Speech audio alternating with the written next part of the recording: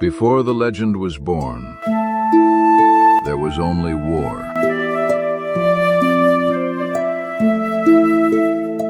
Wojtek, the bear who became a hero of World War II.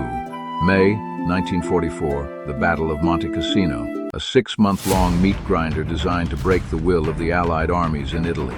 Up a treacherous mountain path, under a constant rain of German shells, men from the Polish 22nd Artillery Supply Company are hauling 100-pound crates of explosives to their guns. It's a deadly, exhausting, almost impossible task. But then, through the smoke and chaos, you see something that makes no sense. Walking upright on its hind legs, towering over the soldiers, a 500-pound Syrian brown bear takes a crate of live artillery shells into its paws. It turns, and with a steady, unhurried pace carries the explosives towards the front lines. He doesn't flinch at the explosions. He never drops a single crate. His name was Wojtek, and he was an officially enlisted private in the Polish army, with his own rank, serial number, and paybook.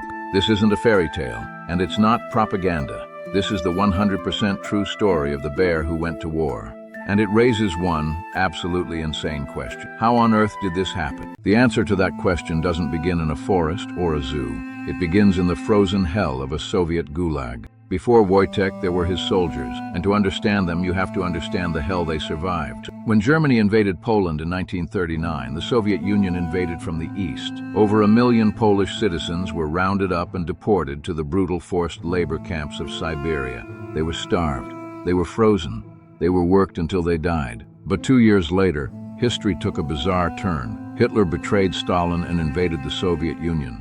Suddenly, Stalin needed allies. In a desperate move, he granted an amnesty to the surviving Poles, allowing them to form an army. What emerged from the gulags was a skeletal force, an army of ghosts, barely alive but burning with a single desire, to fight their way back to a free Poland. Their long journey took them south to Persia, to regroup and re-equip. It was on this dusty road, surrounded by men who had lost everything, their homes, their families, their country, that they stumbled upon an encounter that would change their destiny forever. An encounter that began with a small, wriggling sack held by a little boy on the side of the road. The soldiers stopped. They were curious. The boy opened the sack, and inside was a tiny, terrified brown bear cub, no bigger than a loaf of bread.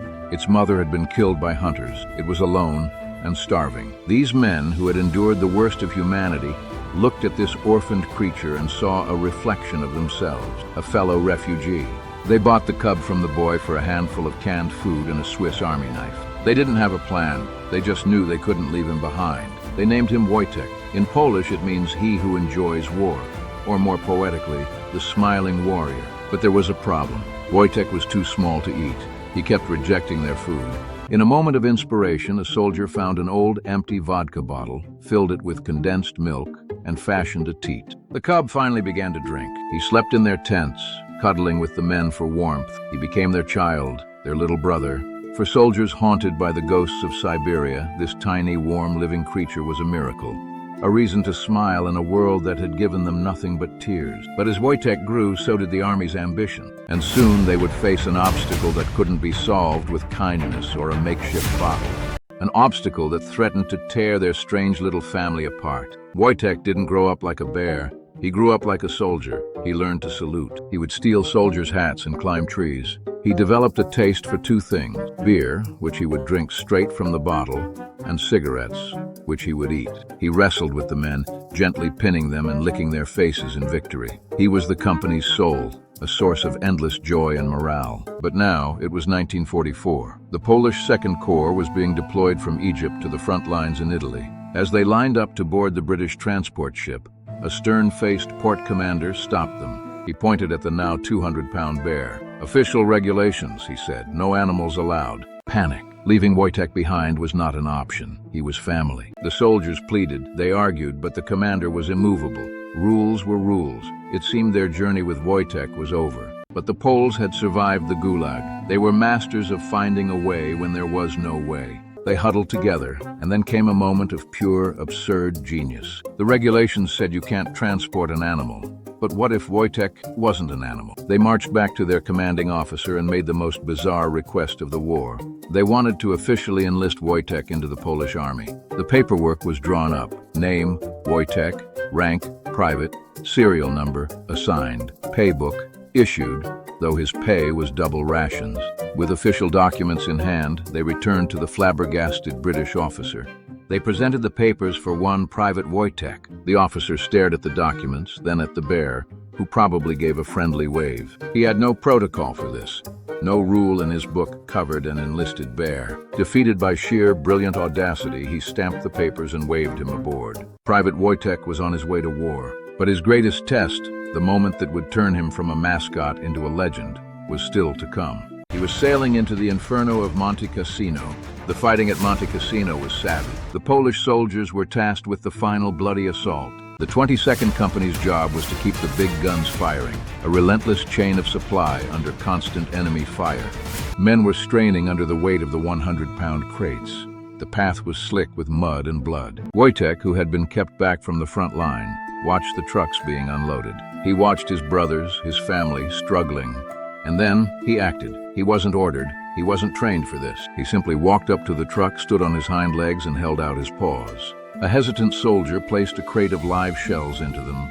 Wojtek took the weight as if it were nothing. He walked to the artillery position, gently set the crate down, and turned around for another. Over and over again, he carried the ammunition, a fearless 500-pound soldier, working alongside the men. He was simply imitating his family, carrying his share of the burden.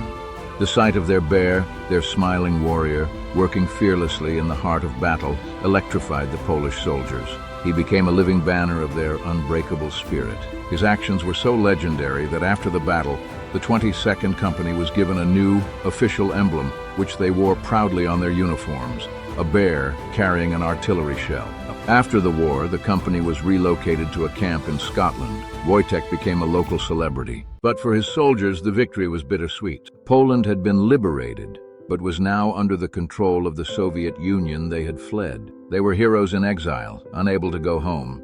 One by one, the men of the 22nd Company had to leave the army and find new lives. And they were faced with a final, heartbreaking decision: what to do with Wojtek.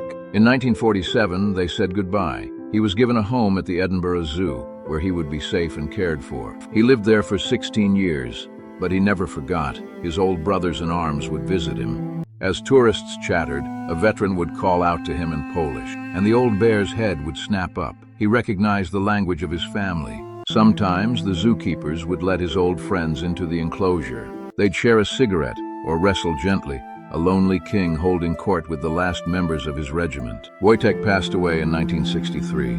In the end, his story answers the question we started with. How does a bear become a soldier? It happens when an army of men who have lost everything find an orphaned creature who has also lost everything. He wasn't just a mascot who carried ammunition. He carried their hope. He was a living, breathing reminder that even in the deepest darkness of human history, there is still room for compassion, for family, and for a smiling warrior named Wojtek.